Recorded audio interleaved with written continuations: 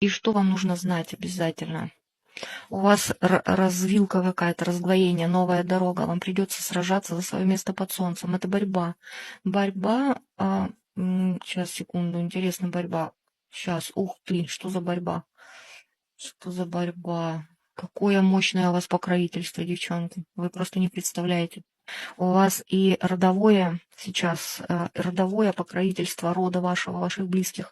У вас большущие поступления денег. Вы можете купить недвижимость большую, замечательную. Это может быть частный дом. У вас деньги идут, у вас благополучие финансовое, вот выше крыши будет. Это все благодаря вашему сопротивлению, вашей борьбе.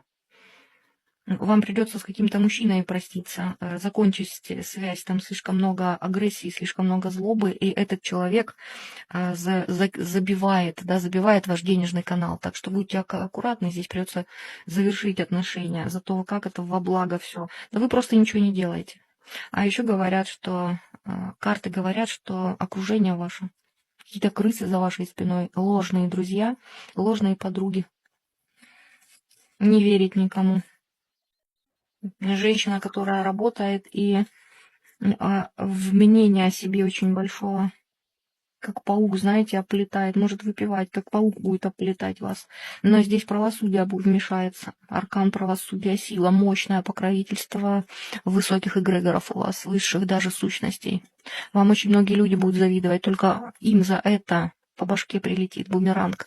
А у вас идет финансовое благополучие и деньги. Здесь покровительство просто...